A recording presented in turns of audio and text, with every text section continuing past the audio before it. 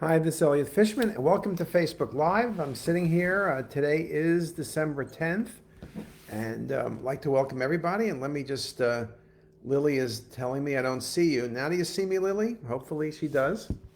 It was interesting that my network connections were really getting poor, so it just seemed like I could not get on. But welcome, everybody. 2 weeks till Christmas, December 25th, so almost 2 weeks. Let me see now. Lily is now telling me Facebook Live in 10. I am on Facebook now. So I am on now. So let me just text that. So anyway, you can see very nicely the winter is coming, and the numbers, as all of you know, for the COVID are really high, in part due to Thanksgiving. So it's a good warning for everybody is to be very careful as you plan the holidays. Try not to travel. Try to minimize your interactions with people. Make sure everybody is tested. Don't go to restaurants.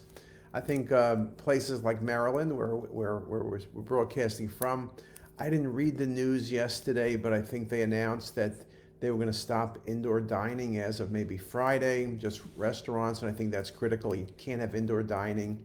Of course, you don't want to be getting together with people. I know in cold weather it's hard not to go inside, but I think you have to resist temptation. The good thing is right now, as I speak to you, um, the um, the FDA is meeting about the vaccine, and hopefully by the time today is done, what's going to happen is that the vaccine will be approved. If the vaccine's approved, they'll be shipping today and tomorrow. The truth is, from what I've heard, there's a lot of vaccines that have been shipped already at critical areas. The vaccine is already available, and then it goes through that process of high-risk patients, whether it's nursing home patients, first front of the line, healthcare workers, and then quickly filling in. So hopefully everyone will be able to have a vaccine within a couple of months. So I think that's going to be really good. I think, as you know, you have to follow the rules. The vaccine you get on day one. And within a week, you're about 50% protected, but you need to get the vaccine on day 21, which and then you wait about 8 days, and then you're about 95% plus safe. That's not going to affect how we behave, of course, because let's say you are immune, which is better than 95%, you can still spread disease to other people. So if you're with other people who aren't vaccinated, you could be a problem. So I think that at least through the summer, at least parts of the summer, we're going to be wearing masks, social distancing. Everything that we're doing is going to be in place. Maybe toward the end of the summer, midsummer, toward the fall, we'll be getting a little bit less. Maybe we'll stop wearing masks. I don't know when that's going to be. Hopefully in the fall, everyone will be back in school without any issues, whether it's the younger kids, the older kids, and it won't be part-time school, it'll be full-time school. And then hopefully, I think to me, if you ask me when are we going to a meeting, when am I going to give a lecture live? I'm giving lectures right now in Florida that were pre-recorded.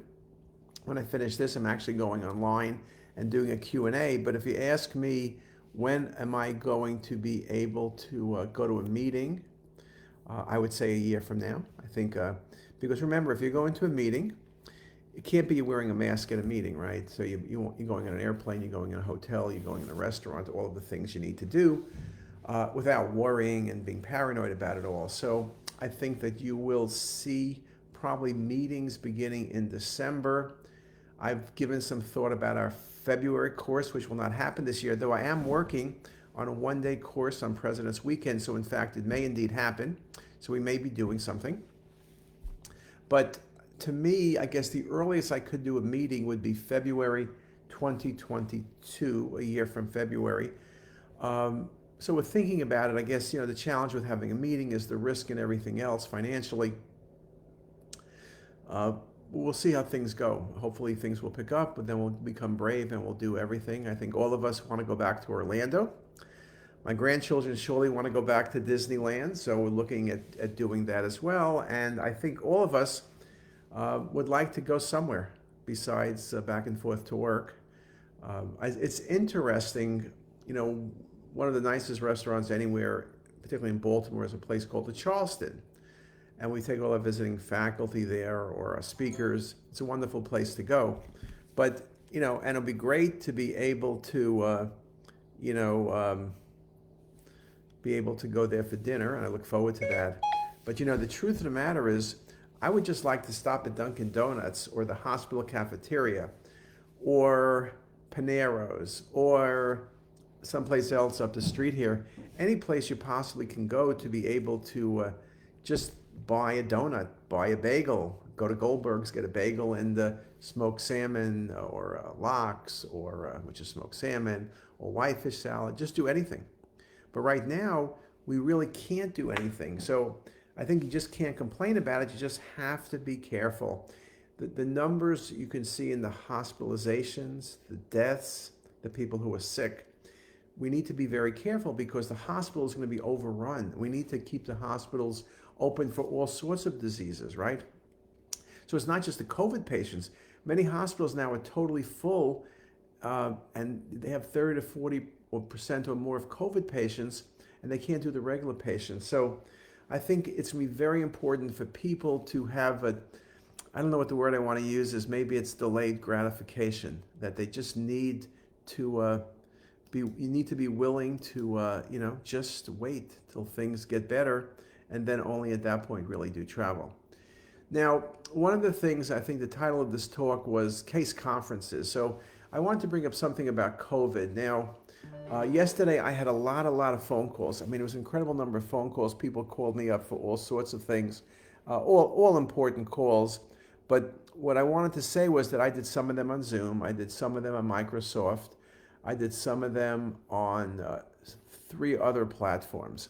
And so everyone is using different platforms, and there is not one platform that is perfect.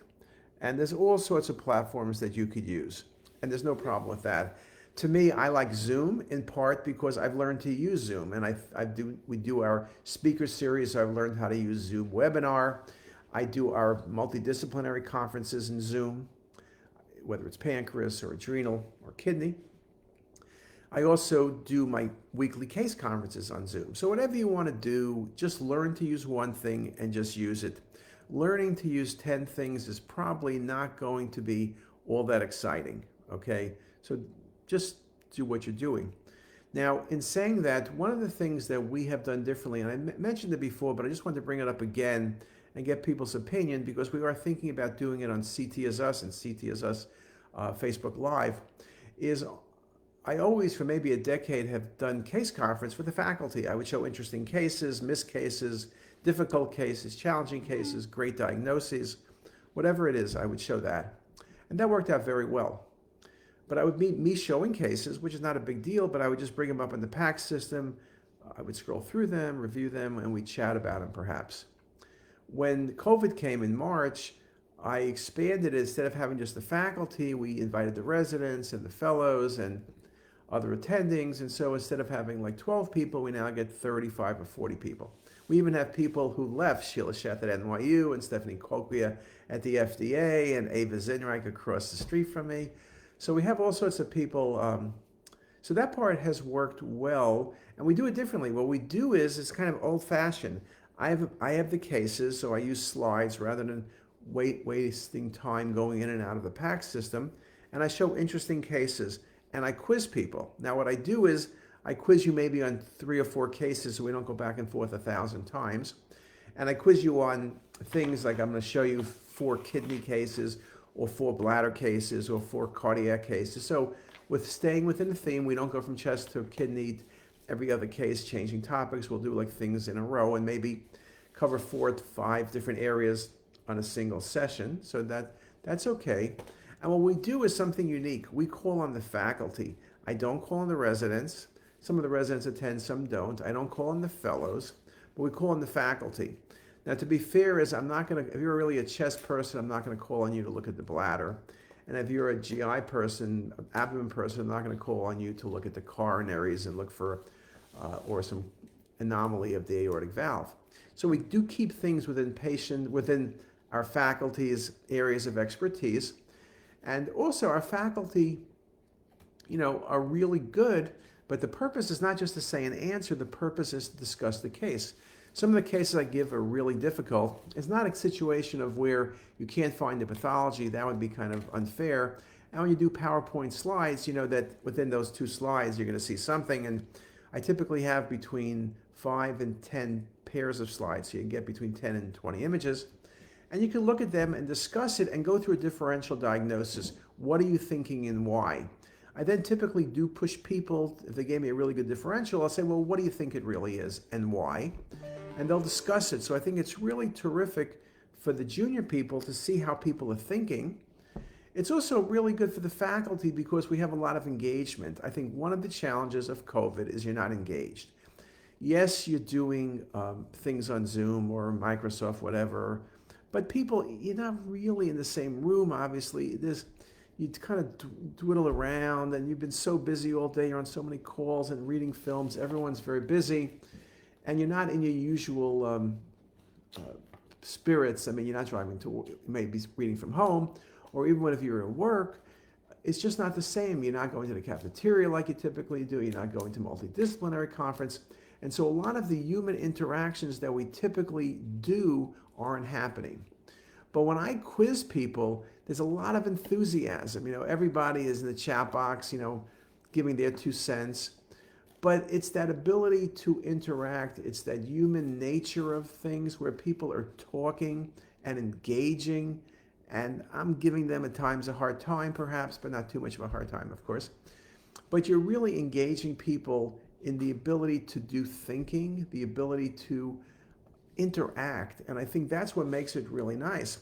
And the fact it's faculty, remember, you quiz residents, and even these days I don't quiz residents too much because people complain if you quiz them, you're making them look bad. But what we're doing is we're quizzing the faculty, showing it's great to be quizzed. There's nothing wrong with being quizzed. And many times you're going to be wrong. There's nothing wrong about being wrong because you're in the process of learning. And yes, you can give a differential diagnosis, but we try to push you. Why are you thinking what you're thinking? Can you do better next time? Sometimes the answer is you look and you say, well, you know, I would not have got that in a million years. And sometimes you kind of learn. We've looked carefully at pancreatic masses and renal masses and liver pathology. We look carefully at adrenal lesions, solitary, bilateral, whatever you want to talk about, enhancement patterns, all sorts of things. So we really have put a lot of effort in really trying to up people's game. That becomes very, very critical. I think it's also engaging. It creates a team spirit, I believe. I believe people are much more engaged. It's something people look forward to because, I mean, the reason I know people look forward to it is that you wouldn't go because no one's forcing you to go. It's not like we come and get you. You just sign on. If you don't want to sign on, you don't have to, but people continuously will sign on. So it might be something to think about. What is it that you can do that engages people? You know, these didactic lectures are good, but it's probably a bit much watching it on Zoom or just watching it. It's not the same as being in person. I know even myself lecturing, you want to be in a hall where you look at people's faces, you kind of engage, you kind of interact, you can measure their response. When you're giving a talk to the computer, now I'm really good at talking to myself because for more than 10 years, probably 15 years at CTisus, we have recorded lectures. We started the first vodcast and podcasts. We've done it all. So I'm used to talking to the wall, just like I'm talking to you now. I would love to have you people sitting there with us. I'm home today. You see the back wall, that's in my kitchen. You can see, here's my keys. There's my keys, my car. So, you know, we are separated. And you know, it's tough to be enthusiastic and engaged. And I think people are feeling the pressure. And as the holiday season comes on, people are going to feel more pressure. So it might be something to think about. Quiz each other, do something where it's interactive, where people can laugh, where people can joke, where people can give each other a hard time. There's something about the humanity that really becomes very important. Last thing is, you know, today is, I mentioned this 2 weeks to Christmas, 25th, but for those of you who are Jewish, today is the first night of Hanukkah. Hanukkah is the miracle of the temple where one vial of oil lasted for 8 days. And I heard a rabbi giving a speech recently and said, in this era, we need another miracle. And I hopefully this vaccine is indeed the miracle we've all been hoping for, because you can imagine what if we did not have the vaccine. Hanukkah is a very joyous holiday. Those of you who aren't Jewish, the best probably you know about Hanukkah perhaps might be Adam Sandler's Hanukkah song, which I posted on CTisus today on Facebook. But in all seriousness, it's a very joyous holiday. You eat potato latkes, you eat these jelly donuts, I forgot what they're called. You light a candle a day, 1, 2, 3, 4 through 8. Say some prayers. It's a very joyous holiday. And so hopefully within that holiday spirit, we are going to get stronger. Everyone will stay together. Everyone will look forward to better days. And I think all of us do hope, whether you're Christian or Muslim or Jewish or Hindu or you name the religion, that when we celebrate the holidays in 2021, this 2020 craziness of COVID-19 will be something that will be in our distant memory. And with that, I thank everyone for their attention. And you know what? I have to go downstairs because I have to get back online on a different type of platform to do a Q&A for a meeting taking place in Orlando, which I would have been otherwise. I would have been in Orlando, which is 80 degrees. My grandchildren would have come tomorrow. We would have gone to Disneyland. Life would have been usual. So hopefully we will be going back to the usual. And with that, I thank you for your attention, and I hope you have a great day.